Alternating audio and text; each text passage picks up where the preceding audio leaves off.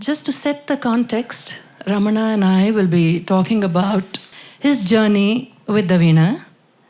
And through our conversation, we hope to be able to give you some insights into his experiences, his creative processes, experiments, innovations, challenges, and also to get an idea of how he sees himself as an active young performer today. How does he see his role in the modern concert circuit? So, Ramana, to start, can you tell us? We all know that you started very early, around the age of 9, learning the Veena, right? Yeah. Can you tell us how your early training was, and at which stage did you actually start to push the boundaries, to think of experiments, to think of ways in which you could raise the bar? And what is the reasoning behind that also? Very good evening to everyone. And there was a point until which Veena was more like a hobby. And I would just go to class with my mother, and my mother also plays the Veena. And it was never a very serious pursuit. And until something becomes a very serious pursuit, you don't even start thinking about, doing things differently or doing things that, even kind of either satisfy you or amuse you. All that starts when it becomes to be more of a serious part of one's life. Just like how when we learn to sing, there comes a point when we start humming even without us noticing. And that's when you know that music has made its way a little deeper into our lives. And at some point, for those who don't know, my music guru is my father, Balachandran. And he's the one that introduced me to manodharmic explorations on the Veena. And, it's not enough if one is a clean player of the Veena with the right technique and everything. And sometimes the technique and musicality cannot be separated, as we all know. So it was, and because he is a vocalist, he's not a Veena artist, the first kind of entry into trying things which are hard on the Veena or which were unknown territory was when I would have long sessions with my father where, he would sing and explore a ragam and I would try to just play along and learn the phrases, do what he's doing, and then listen to other people, other instruments. And I was never kind of limiting myself to listen to just Veena artists. So, and when you want to represent, and my father has a very fast voice, and then he would sing something at times that is like really fast, and I would really struggle with the Veena. And then, because he doesn't know the Veena, it was all, I was on my own to kind of discover techniques to represent that phrase. That was kind of the starting point for me to kind of figure out ways to do stuff which I knew how it should sound, but I don't know how to do it on the Veena. So that got me kind of thinking. And then because I was listening to various instruments and various forms, there comes a point where you find something musical and then you want to incorporate that into your musicality or your technique, and you don't have a way to do it, and then you kind of sit with your instrument, figure out like the lowest hanging fruit, and then work yourself up from there. So that's how it started, the journey of kind of trying to innovate. It's a work in progress, so yeah.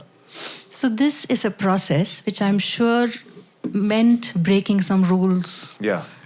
Pushing the boundaries that have been set in a very tradition-bound field like Carnatic music. Yeah. So in your opinion and in your experience, how do you navigate that fine line between sticking to tradition and expanding those boundaries? So one thing that we all must remember is that, you're always going to stand on so many people's shoulders. So nothing is like truly outrageously original. There have been very few musicians who have done something like outrageously original. And those are obviously very special.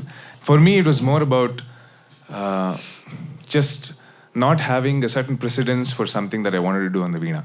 And that's the whole reason I wanted to figure out a way for myself. So there would be a certain piece of music or certain aspect of a music that I would like to represent on the veena, but I didn't have a way to do it. And I would search for precedents, and many a time you wouldn't be able to find a certain precedence for it. And that meant that I have to do some things that might be considered unorthodox or, breaking the rules, as we said. So there are some misconceptions, as we saw, common misconceptions like, the veena cannot handle speed very well. The veena cannot handle rhythmic exploration very well. And not even rhythmic exploration. There have been people who have come to me and said that, veena is not a medium that you can use to like really let your creativity loose on. It's something that you should kind of, treat with very, very safe gloves, if I can put it that way. And there was once one auntie who, who came after one of my concerts where I did one Ragam Tanam Pallavi in a slightly complex Talam cycle.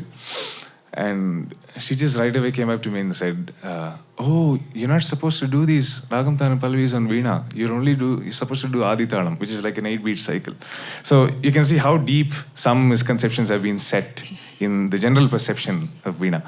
And I've heard very cryptic statements like, in Tamil, they would say that when I showed or someone listened to my some exploration that I had done in terms of playing some fast Sarvalagu Swaram or something, and I heard a remark which said, Veena Thangad, which is basically saying the veena cannot bear all this. So that used to be quite amusing, and these are some things that I have faced in that process. I think one more that you shared with me was about not using the split finger technique. Correct. So, right? in fact, I've mentioned that example in the documentary where there is a certain compulsion. See, because the veena has a very unique physicality to it. It's fretted, it's this long, it's this big, and it's a very feeble instrument. There are some techniques which are beautiful when played on veena, which are very veena specific, and they have their own place. But many seem to have a compulsion towards them, or towards representing them in every possible situation that arises. So instead of using music as a reference to basically decide whether to use a technique or not, it is just the compulsion that decides whether to use the technique or not. So the if I say na, na, here the Risa Zani is a very soft representation. Here if I use a kadan or a spuritam on the veena, it's going to sound like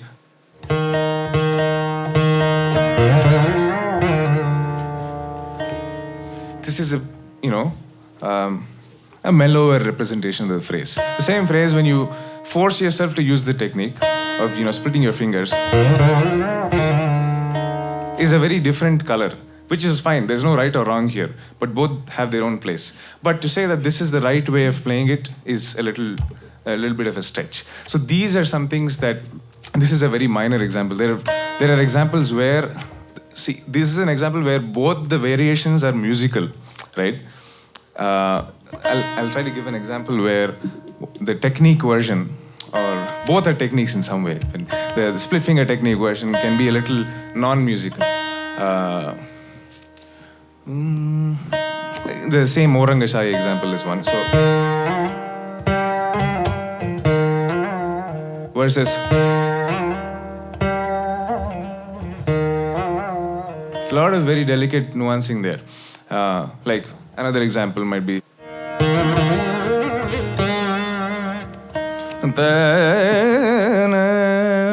Mayamalagole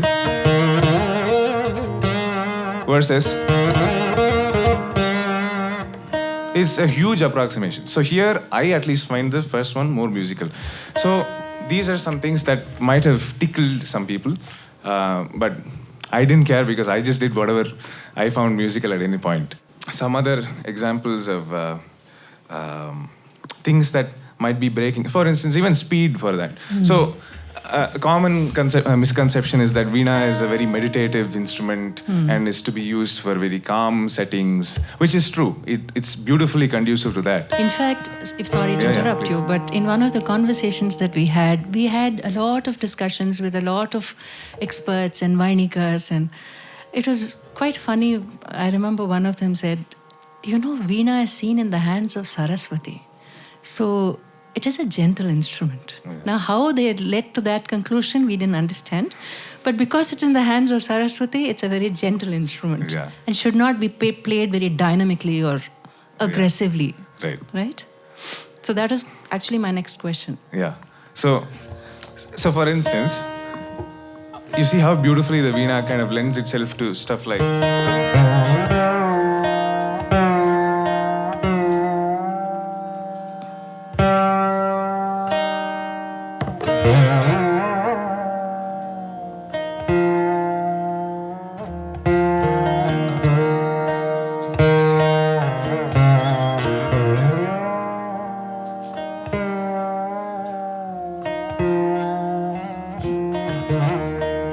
So, and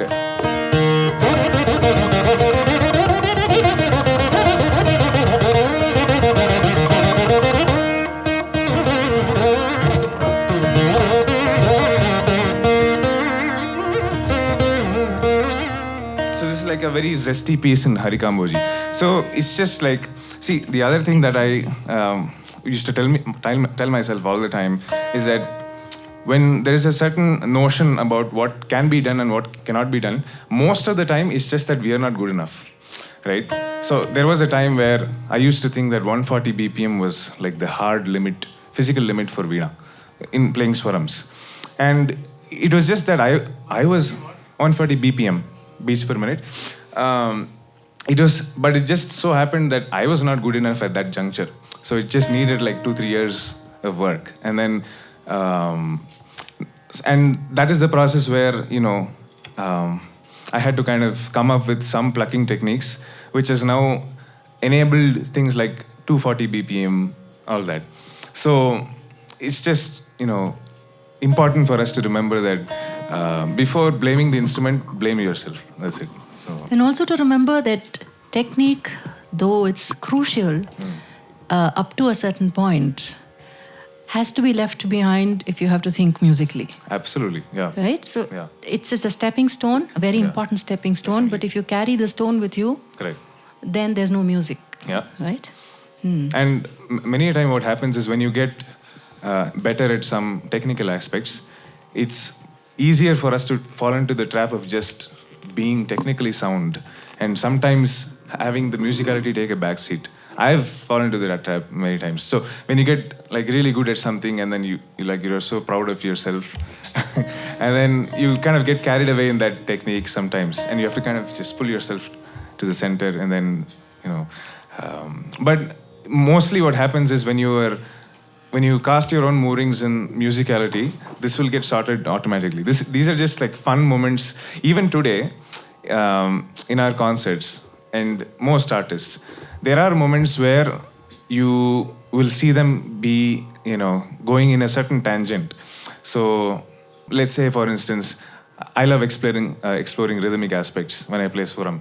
And sometimes it's just so engrossing that I might get carried away into doing it for maybe a few minutes extra at the cost of, an overall mood creation or something. But there you just, I at least like to give that artistic liberty or be a little bit of a forgiving listener when you listen to someone do that.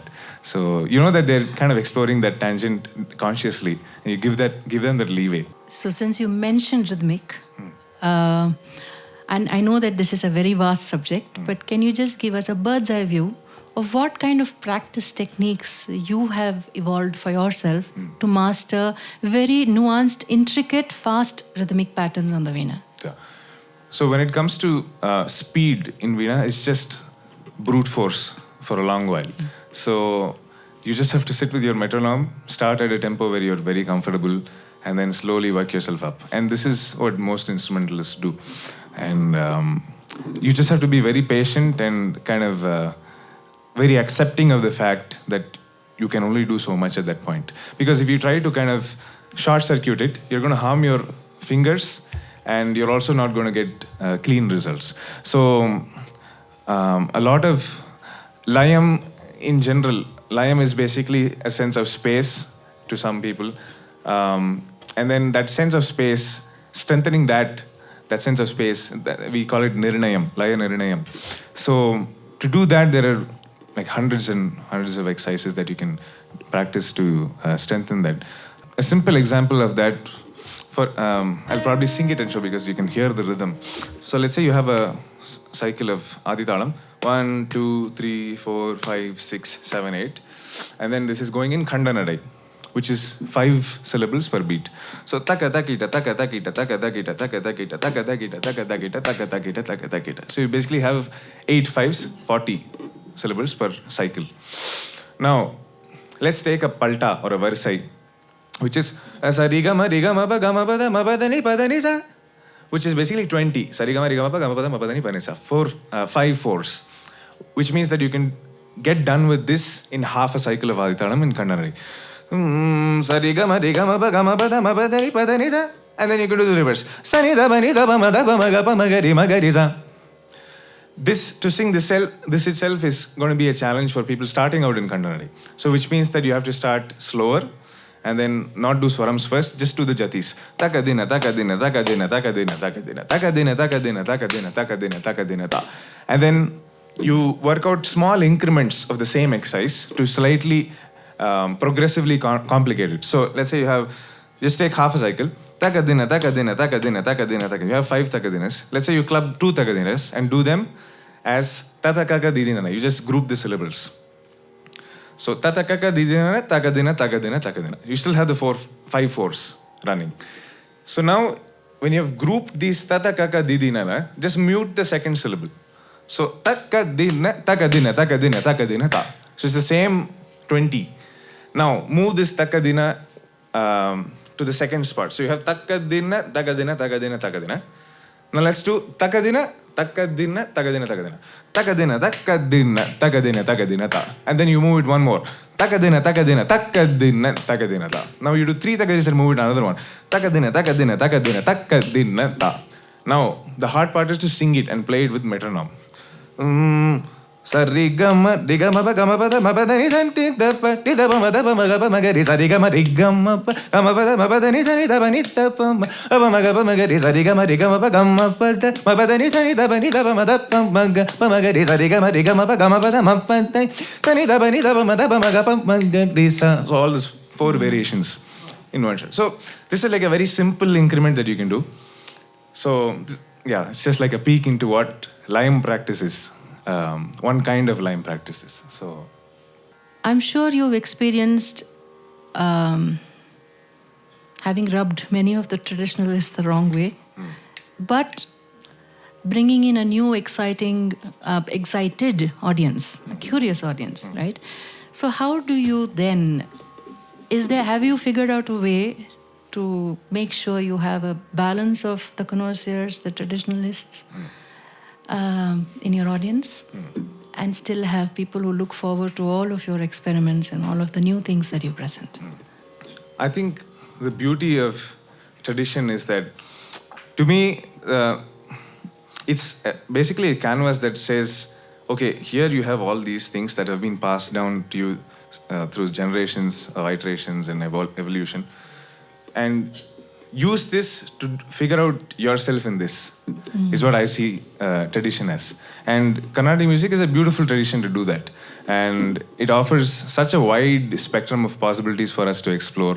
Gives you a beautiful foundation, both in rhythm, in nuancing, phrasing, all that. So that being said, there are some aspects that will take a lot of listening and growing on internally to kind of really appreciate them, especially when it comes to gamakams and anuswarams. And some very nuanced gamakams might not be very appealing or attractive to newcomers and a modern audience. So here I am in a situation where I don't want to compromise on those nuances. I want them to be, reach the audience.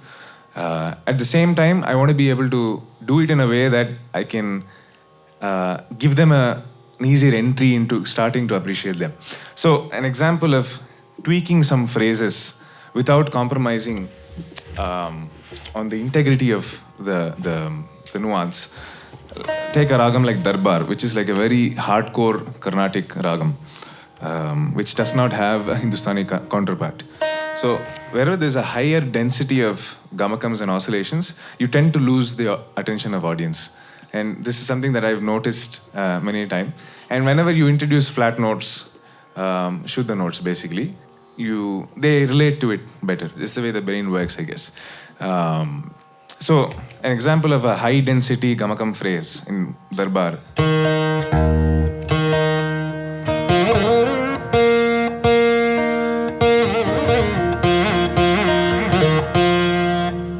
So if I play something like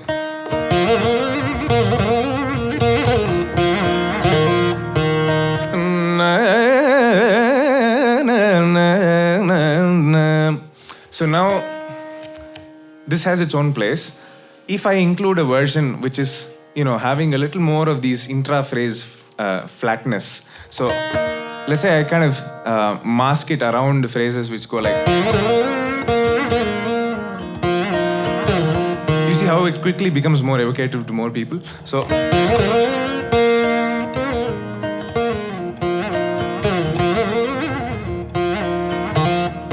I just included the high density phrase in a context which is more of Shuddha notes. And these are some methods with which I feel we can kind of make the entry barrier a little thinner for people and kind of invite them to see, okay, there's such beauty happening here. But okay, here's a chocolate in the meanwhile. So, and it also helps when you also try to kind of educate them about these things. And that is something I try to do, at least in whatever way possible, to kind of call these out and say, see, there's so many beautiful nuances in this phrase, and this is something to look out to. So you mentioned several aspects of the structure, the physicality of the instrument itself, that might impact its popularity among students. Now, you also are quite a prolific teacher. And you have done several camps and workshops with a lot of students. Do you think that they find such things challenging? What do you find challenging in teaching and sustaining a lineage of young students today? I think the simplest thing, or the first thing that comes to mind is the physical strain that goes behind playing veena.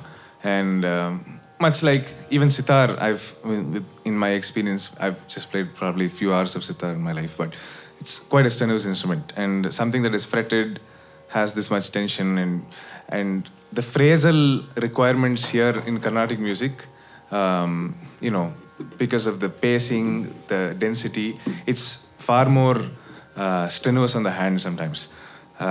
So to kind of motivate the student to kind of push through that phase is a big challenge.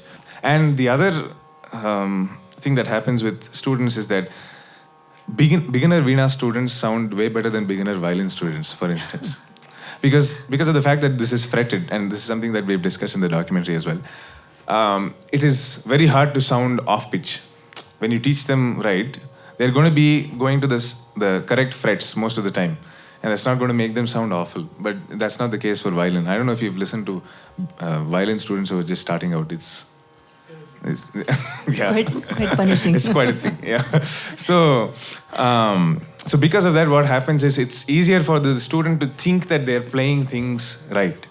And I have to really get the point to them that no, it's not there right. And the only way you can do it is to keep on showing them examples of what the differences are. And that is another challenge that is present when teaching veena students. And the other thing is when you have online students, it's harder to show the nuances. You have to make do with the medium. And then that's why I sometimes have to send videos from this angle, from that angle, all that. So because of all the very, very minute mechanics involved. So the veena is an instrument that has a very unique tonal richness and microtonal flexibility. What kinds of spaces or formats, solo, ensemble, fusion, can highlight its possibilities?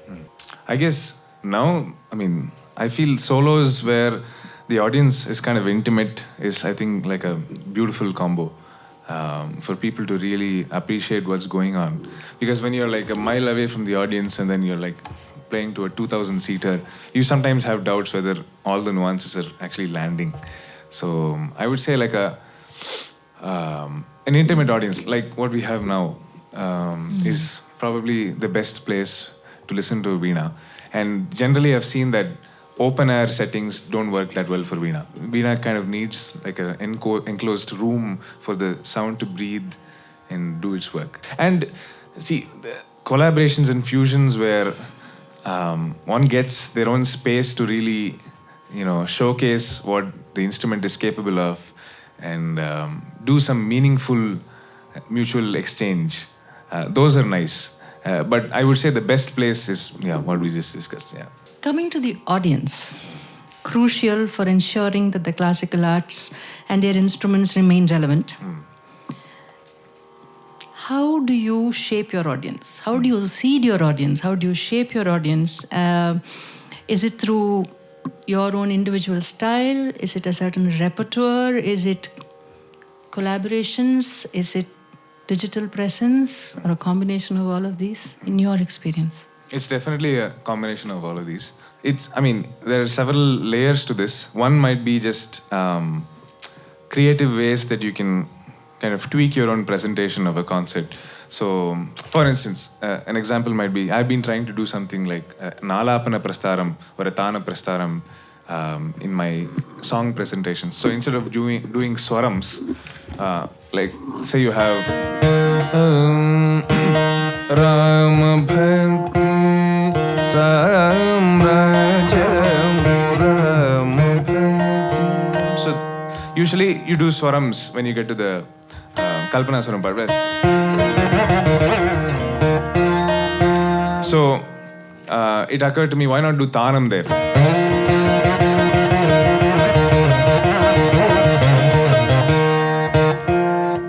So something like a Tana Prastaram or even like an Alapana Prastaram. It's like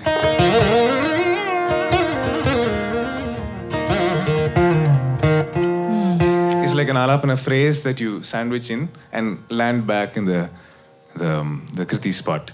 And so some things like these might get more engagement, and it's not something that compromises on my values or principles as a musician, and yet it, I think, brings in more interest. I think people come to feel something, right? When they go to a concert, most of them just want to feel something, and it's like, the feeling that you get when someone cracks a joke, right?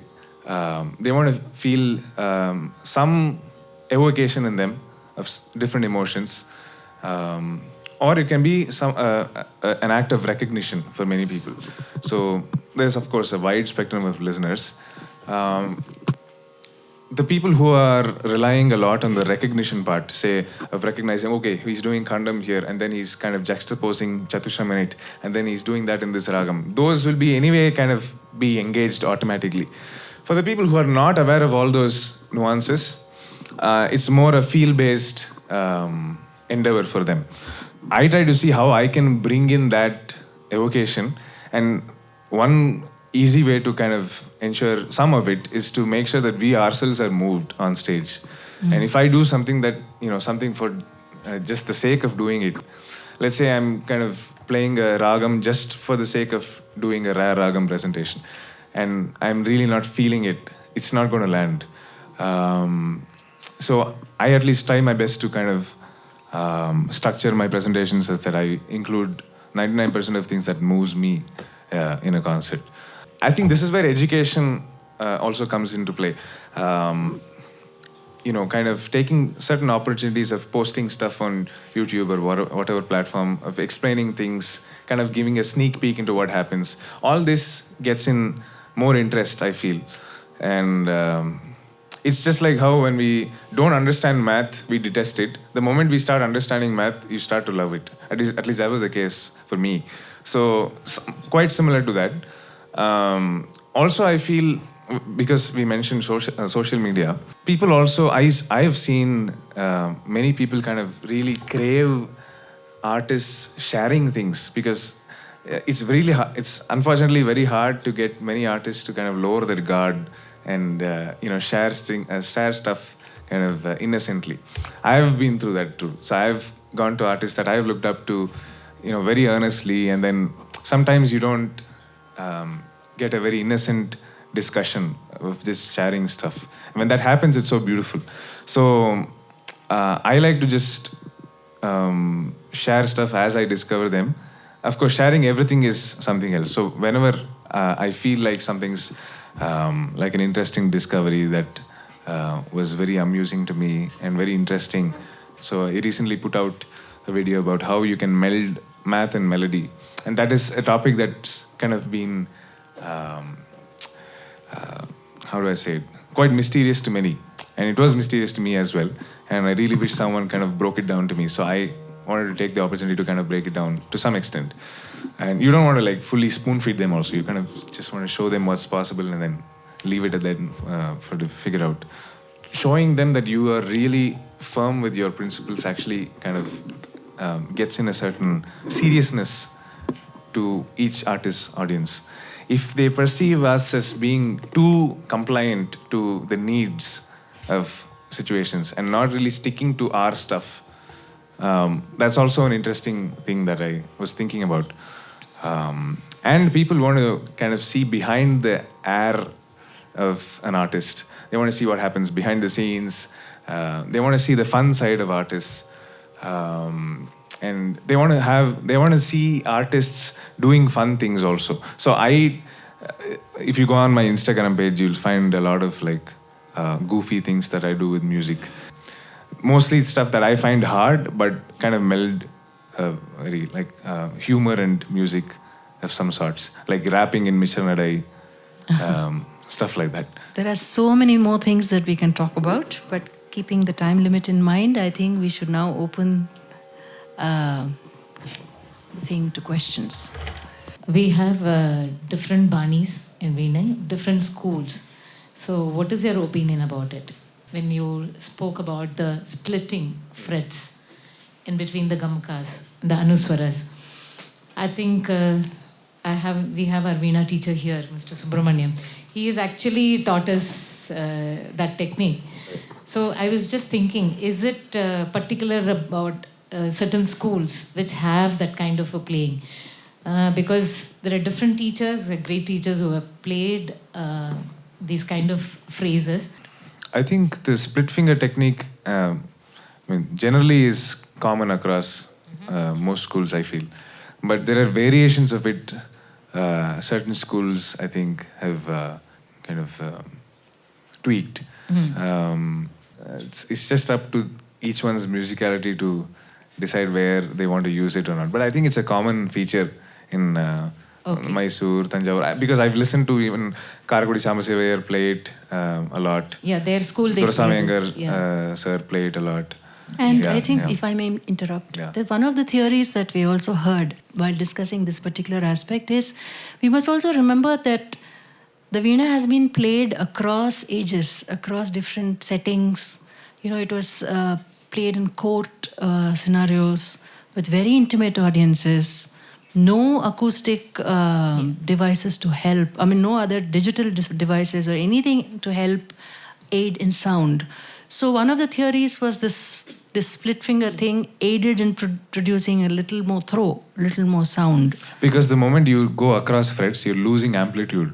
Yes. Right? Though the rate is slower than the sitar, you're still losing amplitude. And like when you do like ta as pamama versus tarara as a finger movement, the latter will have more amplitude. Yeah. And one more thing I wanted to ask you is, in Veena, generally the instruments. Whenever I attend concerts, I see that they enjoy the alapana, they enjoy the tanam part, especially with Veena. Yeah. Okay? When it comes to the lyric part, the kirtane part, I feel, as you say, the attention span of the audience, it goes off. It just, they switch off from that. Then suddenly when you play Tanam in between, then they all become straight and then, oh, that's something very interesting.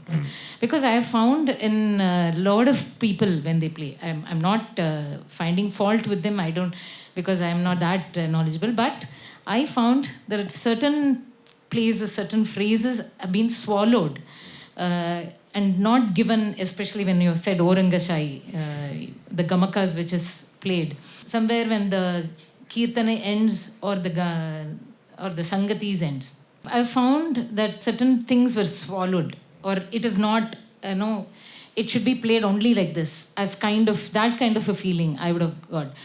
But as even I have felt the emotions which is created in the Alapanai and the Tanam, I feel that there is less emotions created when the Kirtana is played. I think that's primarily because in Tanam, the richness of the soundscape that you can create is like vastly more than what you can do in a Kriti. Unless the Kriti is a very instrumental piece where the possibilities might be slightly different. See, in Tanam you can spend a lot of time in the lower range, which itself, the lower range is intrinsically heart-tugging on the Veena. So Tanam on any day will have more reception. It's just a That's Veena true. thing. Yeah. That was brilliant. Thank you, sir. I think a lot of it I could relate to, because I think this is an instrument where you can advance by exploration.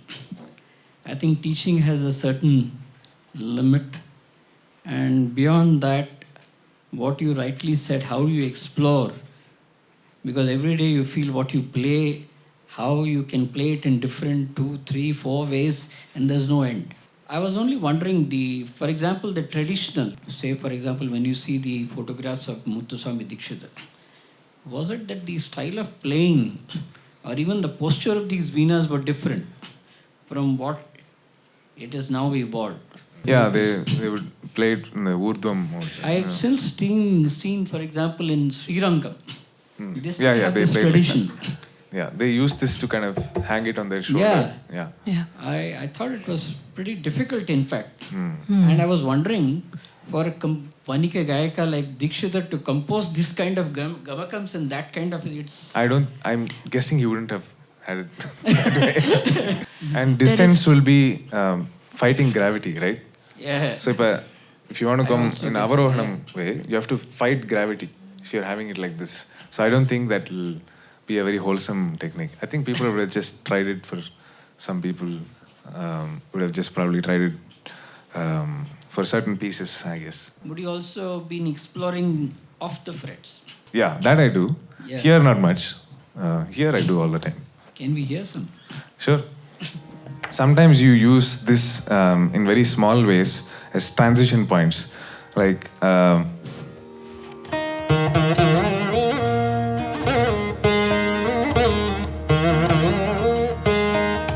so the other way to play it will be, so instead of that you do, and then there's the more elaborate pulling that you can do there. So.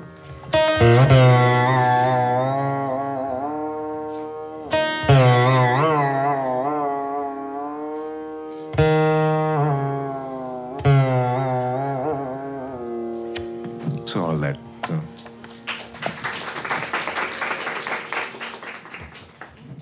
In North Indian music, the different schools of gharanas are mainly recognized by their different voice cultures. And a certain voice culture permits or provokes you to do certain things. Right. So are there such kind of schools in Veena playing? Depending on one's own finger. No, are there recognized schools? Yes, we do have. Yeah. Well, I don't know whether it's based on this completely though. Yeah. And not as perfectly demarcated as you have the Gharanas. But we do have distinct styles. In and fact, distinct, that has been covered in the that part is which there is not, in a was full not shown segment today. actually. It was not shown today. But we have covered that in the original documentary also. The different schools of Veena playing. Yeah. Yeah. Ravi Shankar is not, Vilayat Kha is more on the pulling side. And Ravi Shankar, Yeah. Vilayat Kha used to call him banjo player actually, to tell you privately. And Halim Jafar stood in between. Okay. Yeah. So I would consider that as a voice culture of an instrument. Can you? Yeah, I mean, see, if you take Chitti Babu sir, for instance, and Balachandra sir, or Doraisamy Iyengar sir and Balachandra sir. They were like completely, totally different. Here, there's a man who is pulling 1.5 octaves in one fret, and here is someone that doesn't do even like, I don't know, more than 4 semitones of pulling, max. So, and largely, you know, finger movement based. So, yeah. One of the things I found very nice about the film was the making of the instrument, and in listening to your instrument, it's obviously a very beautiful sound. And one of the things about instruments, of course, is that they have personality, especially an instrument like this. And I know my city is a very small city, but we have a very famous store for guitars, and there are hundreds of guitars, and guitar players from around the country come to try out and find just the right guitar for themselves and so on. And then, of course, there are some for very high-level artists who receive an instrument from some other artist because the instrument is so important or has historical. And I'm just wondering if there's some similar kind of stories to how you got your instruments or how instruments are passed on, and maybe for this particular instrument that you have. Yeah, so I used to play in my grandmother's veena. So she got that for $300 when she was, I think it's probably what, 1970s? 70s. So I used to play on that, and then one of my friends wanted to get this veena repaired because I was living very close to the veena maker. And then before giving it back to him after it was repaired, I was just, trying this out. I just fell in love with this sound. And I had never seen a veena this good. So I asked him, can I just keep it? And then we just bought it from him, and that's the story behind this instrument. I think this should be around 60, 70 years old. I have heard of many people receiving veenas from, artists, professional artists, between artists and all that. But yeah, this is the story behind this veena. 2 questions. First is, you play the veena, you also sing, you also play the mridangam. People popularly know you as the veena player.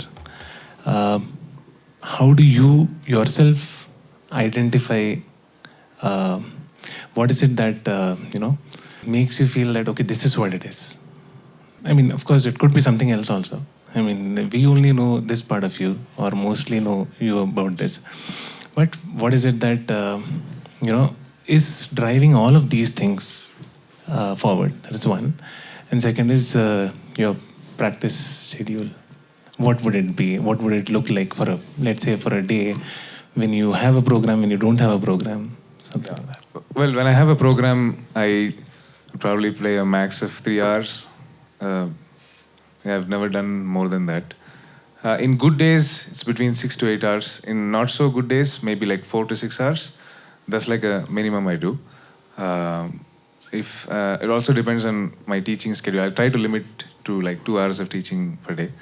But good days are like, between 6 to 8 hours of practice. That's 6 to 8 hours of practice, and the other 300 hours of thinking that you do. Yes, I'm not including that he the doesn't thinking mention, part. but yes. What is the thinking part meaning? He just lives with music. That's It's constantly a script going on in his head. That will be there. It's not that we're thinking of music all the time, but there are, many moments throughout the day that you are just in your own world, thinking about something or the other. I think about perfumes, I think about watches, I think about magic, snakes, all that. So, Magnets. Magnets, yeah. Sorry? Claymation, yeah. That's been a while now, though. But yeah, music is like a constant thing. And because I have my guru living at home, it's a very interesting thing. So we are speaking about music all the time. And suddenly I'll come up and my father will be in front of the laptop and be like, you got to listen to this. And then I'll show something, and then we'll discuss some ideas and, say, okay, in the next concert we might want to try a variation of this idea, all that. And humming and thinking about, the reason I didn't call that practice is that it's not a very structured thing. You will get a lot of ideas in that light music just hanging around throughout the day. It's a constant amidst other thoughts. but that's not constructive all the time. You might get very interesting ideas. You will have a lot of fun. I wouldn't call that practice, right?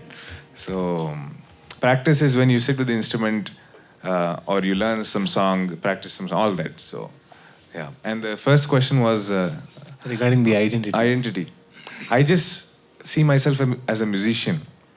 I know my calling is in the Veena, and I kind of realized that Veena offers me the most scope for innovation or experimenting and pushing boundaries and expressing my musicality. And so I feel most comfortable when expressing myself through the Veena, except for few aspects where I feel singing can bringing that very exciting or satisfying tactile sensation, and those are different things that I enjoy when I play mridangam and sing. But yeah, I am a Veena artist, more a musician. So anything that moves me musically, I'm more than willing to explore as long as it doesn't eat into my core practice. And yeah, that's. I had a question, Ramana. You've given us a good idea of how intense the practice, pursuit, thinking of music is. Do you think that you sometimes just run out of physical time for, let's say, following other art forms or, looking at ideas in different ways outside of your form, outside of music? Definitely. But I would also partly blame myself because I know that I'm not managing my time as well as I could perhaps do. So I've often felt that, see, I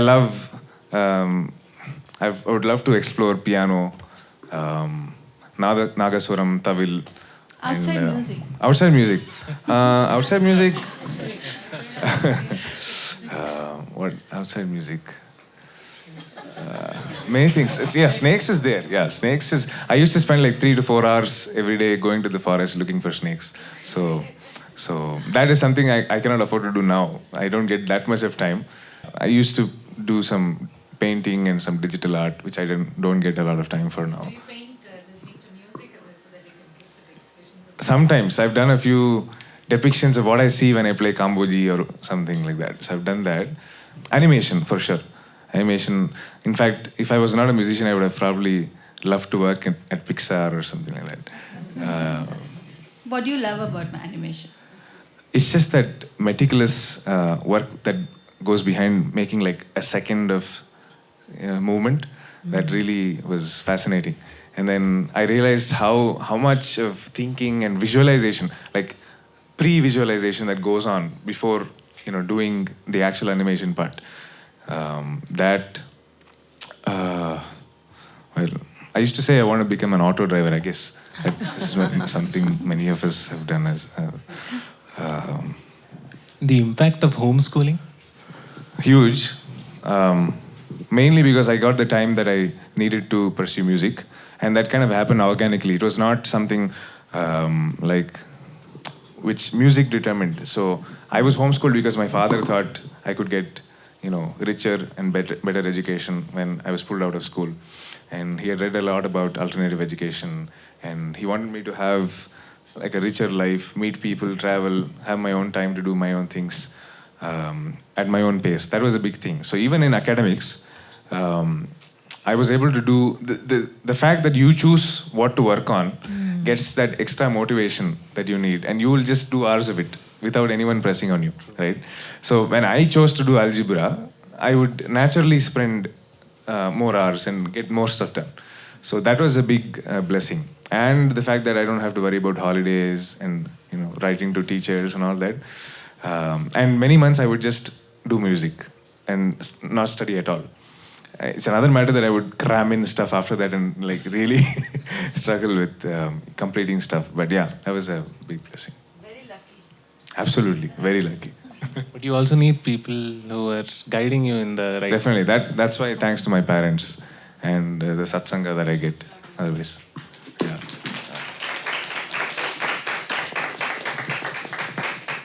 I have a question. Yes. Your father I heard your father saying that at some point he would like you to quit doing live concerts for 10 years so that you could get better at your instrument. What's your view?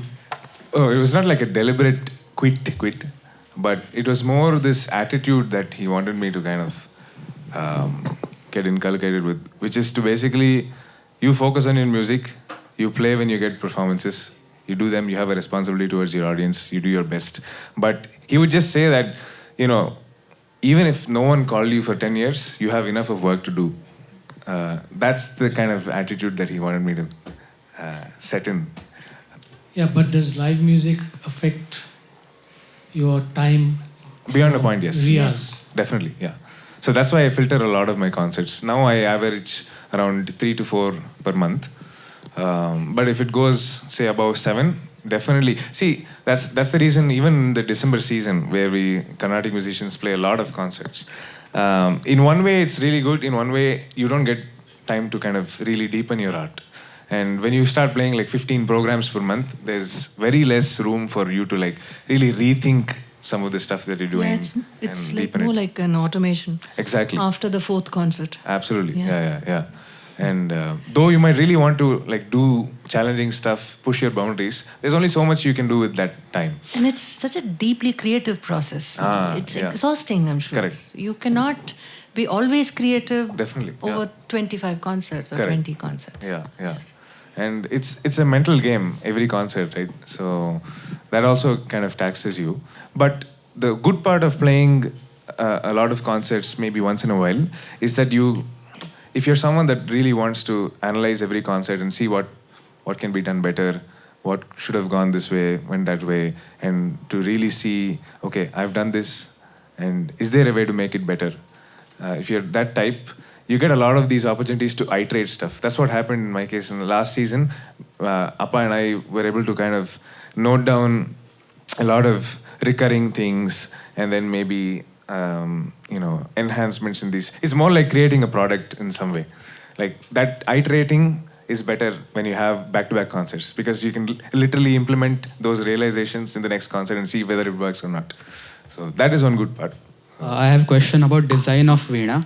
I've seen that end of the Veena is always facing downwards. But I've seen Muthu Swami Yes. Dikshita, his is Correct. facing upward. Correct. So is there any symbolism attached to it, or like? I don't know actually. I just have seen both. We I don't know that, I yeah. don't know. Yeah. I'm sorry if this sounds a little bit naive, but you must have played like a lot of different varieties of Veena throughout your career, right? Can you ever imagine an electric Veena? There is already one. There's already a few actually. Oh, Yeah. So this company called Radel, which used to make electronic tanpuras, they made an electric Veena many years ago, and they made few adaptations of it. So I used to have one. I used to play on it now and then. Though I don't enjoy playing on that electric instrument, I like the acoustic tone. So, and they made an iteration which kind of tunes, no, kind of not, it tunes itself. So you just have to press a button, say G sharp, it'll just tune it. And it'll tune it like really well. And they figured out a way to kind of mute any acoustic sound that comes. So it's all you hear is speaker sound. There's zero acoustic sound. So if I played that Veena acoustically, all you'd hear is, that's it. But there's processing that will make it sound differently. So that exists. so it's just not as fun.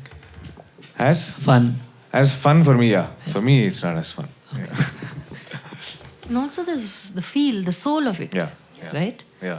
What comes from nature Absolutely. Yeah. always has a soul. Wood is a living thing. So when you... Yeah. And my taste has also evolved, by the way. See, I used to think that magnetic pickups, give the best sound. And I used to invest in those and try different things and think, oh, it's so clean. And my taste is evolved to like the natural acoustic tone. And I really wish I could use just like a good microphone instead of a contact mic. That's as real as it can get. And it's not about sticking to what is real and all that. It's just what you like. I love the sound that I get in a closed room where I can hear myself well without any microphone. Just this. I had tried this binaural microphone which you put on your ears, which basically, if you listen to it, you will basically be listening to my perspective. So that was like a brilliant idea. They've discontinued that product, by the way. But yeah, so I can't use microphones on stage because the good ones will have a lot of other issues. So I really wish I did. So my taste has also evolved. Yeah, I think with that we can Okay. wind Thank up you the all. session. Thank you very much.